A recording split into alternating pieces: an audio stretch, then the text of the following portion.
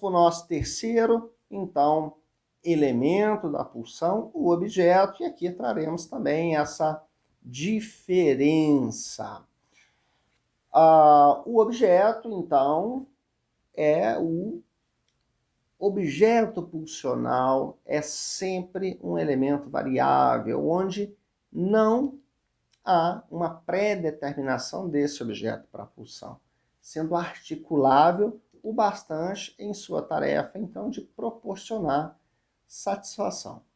O Freud, lá nos seus artigos sobre a metapsicologia, diz: o objeto da pulsão é aquilo no qual ou pelo qual a pulsão, pode atingir o seu alvo. O mais variável na pulsão. Não está ligado originalmente a ela, mas articula-se a ela apenas para sua peculiar aptidão para possibilitar a satisfação. Quando vamos falar do objeto na psicanálise, é muito importante a gente pensar que o objeto é essa representação de mundo, essa representação singular para o sujeito, podendo ser sempre mutável, ele é flexível, ele pode mudar, ele pode se alternar. Por isso, cabe ao analista estar bem atento a esse elemento para ir localizando toda essa permutabilidade que existe, de certa forma, do objeto da pulsão, mas que por trás existe uma característica que define, que faz com que o sujeito continue buscando nesse, naquele ou naquele outro objeto o objetivo, então, da sua satisfação.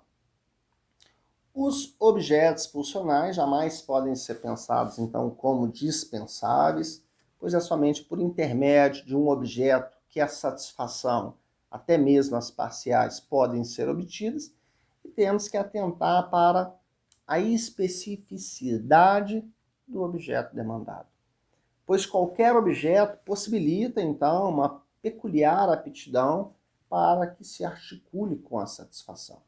Não necessariamente precisam ser objetos reais, presentes. Podem ser objetos também fantasiados. O importante é que sejam objetos, então, que garantam a satisfação do sujeito. Por isso é muito comum a gente sempre fazer aquele questionamento: qual é a relação objetal que esse sujeito possui? O que ele demanda através do objeto, o que ele representa, quais são as cadeias associativas que estão ligadas a esse objeto, a essa representação, por conta dessa flexibilidade e como o alvo da pulsão só é atingido a partir desse objeto. Por isso o sujeito elege um elemento, um objeto, uma pessoa, uma coisa, uma situação para poder buscar, então, a sua satisfação. Garcia Rosa traz um outro trecho super bacana que eu gostaria de reproduzir. Resta a possibilidade dessa particular aptidão estar vinculada à história do sujeito, ao seu desejo e às suas fantasias. Entre a pulsão e seu objeto, há desejo, há fantasia.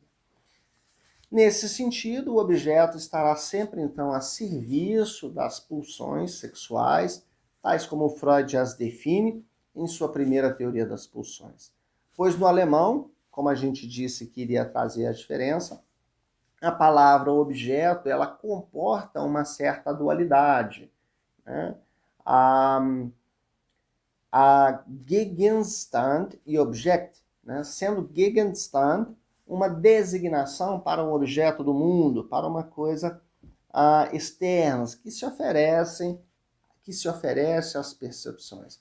E objeto, designando então uma representação de uma ordem mais complexa, sugerindo uma síntese de sensações elementares provenientes das coisas do mundo. Ou seja, o objeto psicanalítico ele deve ser tratado como aquele objeto que é construído a partir de um compêndio de representações que o sujeito cria. As chamadas, então, representação de objeto. Ou seja, Objektvorstellung, as representações que o sujeito cria a partir desse objeto. No projeto para uma psicologia científica, o Freud afirma que o investimento pulsional no objeto, como o próprio objeto de desejo, são uma representação, não sendo então esses objetos externos no sentido material. Lá na interpretação dos sonhos, o Freud fala sobre esse impulso, sobre, de certa forma, como esse impulso, essa índole, é o que ele chama de desejo. Essa busca, essa representação, o desejo, o Wunsch freudiano.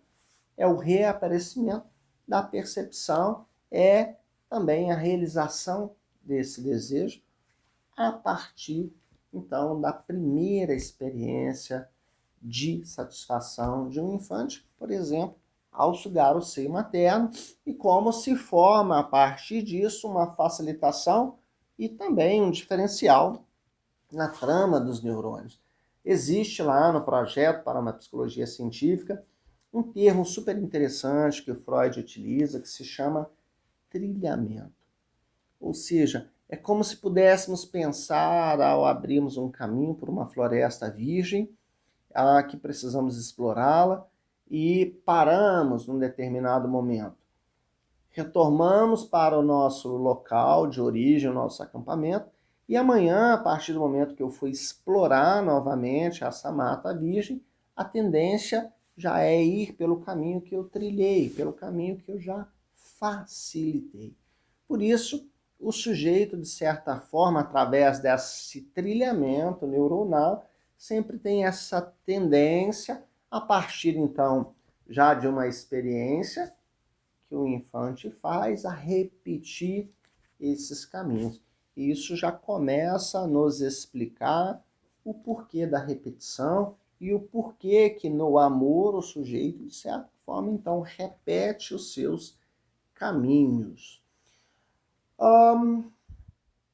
Sendo assim, então, que ao repetir o estado da necessidade, vai surgir um impulso psíquico que procurará, então, reinvestir a imagem minêmica, ou seja, a representação do objeto com a finalidade de reproduzir a satisfação original. É super bacana quando a gente pensa a questão da satisfação, como ela cria uma referência para o sujeito, e o sujeito, então, permanece em torno dela, e como que essa busca por uma satisfação, ela tem uma certa exigência. Ou seja, o sujeito sempre busca uma experiência, no mínimo, igual à experiência de satisfação que ele tem no registro minêmico, ou uma experiência superior. Por isso que essa experiência que ele teve e que ele não consegue mais repetir em sua originalidade, faz com que o sujeito permaneça, então, nesse campo, sempre em torno da insatisfação. Ou seja, aquela experiência não pode ser repetida, aquelas sensações não podem ser novamente repetidas em sua totalidade, somente em parcialidade. Por isso que o sujeito fica sempre nessa trama. O que é, então, reinvestido é essa representação que o sujeito tem, o Object-Vorstellung, e não, por exemplo, no caso de uma criança que mama, ela não busca o seio como objeto real, mas as sensações que ela teve e as representações que ela teve em torno desse elemento.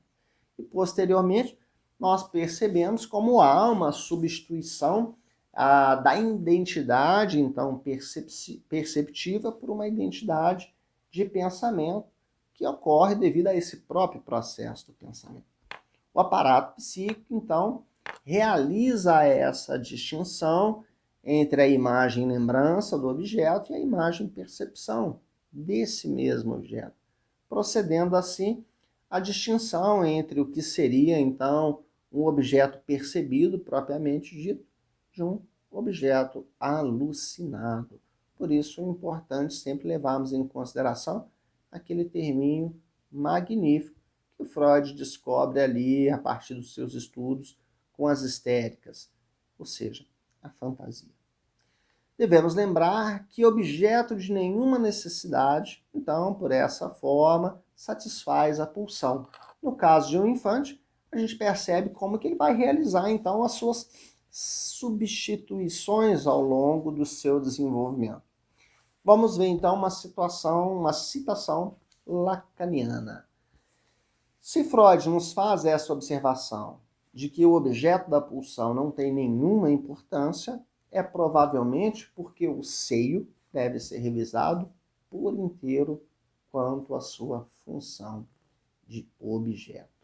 Lacan se refere então a esse objeto como o objeto A, o objeto causa de desejo. Esse objeto não designa um objeto específico, o seio, ou mais apropriadamente o leite, que é aquilo que o infante quer do seio, enquanto um alimento primitivo. Mas ele quer assinalar que nenhum objeto satisfará a pulsão, no caso a pulsão oral. Ao seio e a sua função, então, como objeto A, Lacan define que a melhor fórmula é que a pulsão o contorna, ou seja, isso gera uma falta, um vazio. E assim, para a pulsão, o objeto está sempre perdido. E sabemos que somente o desejo é capaz de colocar o aparato psíquico novamente em movimento. As substituições que a criança vai criando por exemplo, ela pode chupar o dedo como um substituto disso. Ela alucina aquele objeto, ela alucina aquela representação e suga então o dedo numa forma de substituir o seio, já que agora ela o perdeu. E como, de certa forma, isso vai se desdobrar ao longo de toda a vida adulta do sujeito. O sujeito marcado, então, por essa oralidade em torno desse objeto A, seio, sempre buscará, através de satisfações orais, a reeditação dessa cena. Ele tenta reeditar essa satisfação. Por isso ele continua buscando, e aí rói unha, come demasiadamente, bebe e uma série de outros elementos que constituem assim também a pulsão. Nós citamos aqui o seio, mas podemos pensar também os outros objetos que o Lacan também propõe, que nós vamos falar um pouco mais à frente, como o objeto A, de certa forma, marcado por 4 elementos: o seio, o olhar, a voz e as fezes.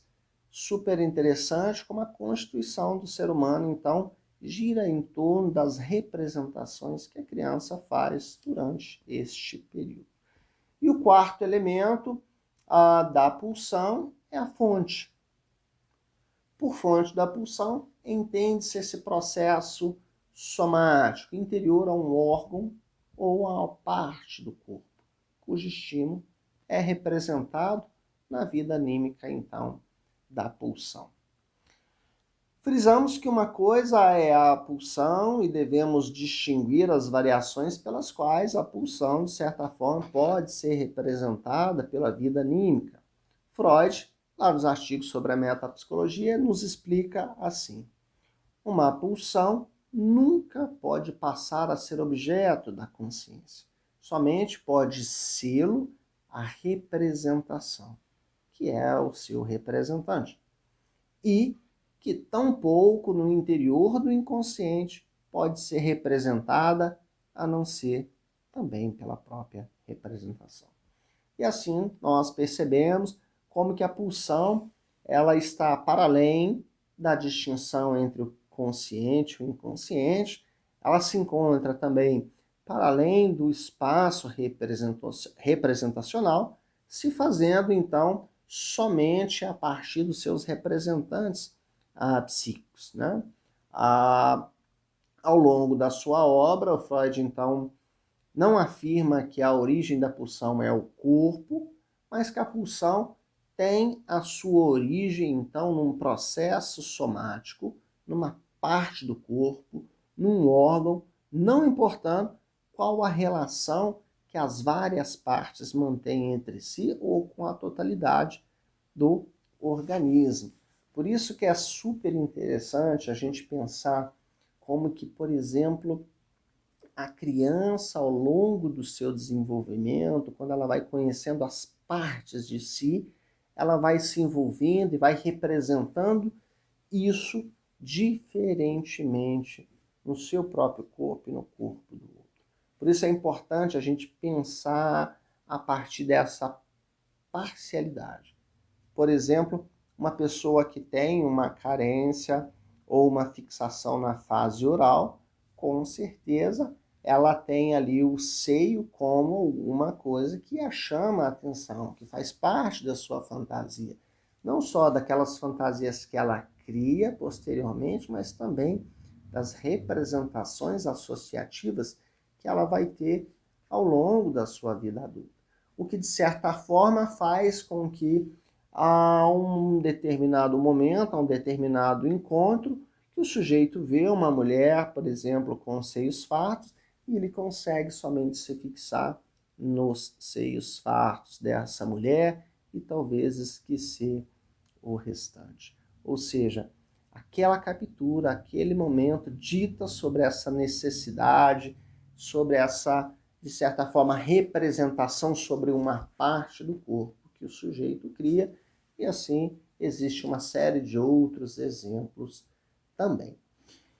O Freud também declara não ser justificada qualquer distinção qualitativa entre as pulsões, pois as distinções mostram a diversidade das fontes pulsionais, tal como pulsão oral, pulsão anal, pulsão escopofílica relacionada ao olhar e a pulsão invocante relacionada também com a voz. Categorias que, de certa forma, se enquadram ali no objeto A, que é proposto, então, por Lacan, ali no final do seminário 8.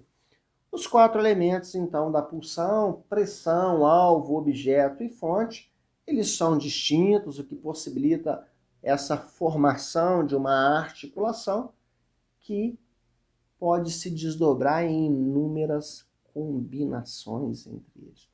Por isso é importante o analista estar atento a cada um desses elementos e entender qual é, então, a combinação que o seu analisando naquele momento cria. Quando vamos entender, por exemplo, a demanda do amor, se faz super necessário com que a gente entenda cada um desses elementos e por que o sujeito faz essa busca em torno de um objeto. Qual foi a representação, qual foi a construção, quais foram as necessidades, o que aconteceu nesse vínculo que, de certa forma, faz com que ele tenha esta combinação. Pautando, então-se nessa característica, o Lacan anuncia que a pulsão se equipara a uma montagem, uma colagem, pois a montagem da pulsão se apresenta muitas vezes assim, sem pé nem cabeça, no mesmo sentido em que apresenta uma montagem numa colagem da vertente surrealista, ou seja, alguma coisa sem sentido, nonsense. Assim, os diversos elementos, então, pulsionais não carregam em si nenhum modo pré-determinado de encaixe e nenhuma norma. E na psicanálise, nós sabemos como essas experiências vivenciadas, então, pelo sujeito em seu organismo, em suas exigências, em suas debilidades ou doenças, se dá pelo campo da significação, pelo campo do sentido. Ou seja, dizendo de outra forma, por sermos, então, seres falantes, somos irremediavelmente marcados, então, pela linguagem. Dentro da teoria, então, lacaniana, se somos marcados pela linguagem, somos marcados pelo significante. Até no mais extremo nível de intimidade que possamos estabelecer com os nossos órgãos e com o nosso corpo. Segundo, então, Luciano Elia, a mediação do significante faz com que a condição orgânica, não como um todo, não no peso de uma unidade vital, em bloco, mas por fragmentos, pedaços com os quais sonhamos, com os quais imaginamos, com os quais fantasiamos, enfim, como nos representamos para nós próprios. Por isso é importante entendermos essa construção da pulsão, essa combinação que cada sujeito tem em sua singularidade, monta, cola, faz toda essa combinação, como isso é importante para que possamos entender aquilo, então, que o sujeito demanda. No próximo vídeo, nós vamos falar então sobre a marca da pulsão e o objeto que falta, e vamos caminhando então a entender quais são então as demandas de amor que o sujeito apresenta a partir dessa concepção da pulsão e da construção da pulsão na psicanálise. A gente já se encontra em breve.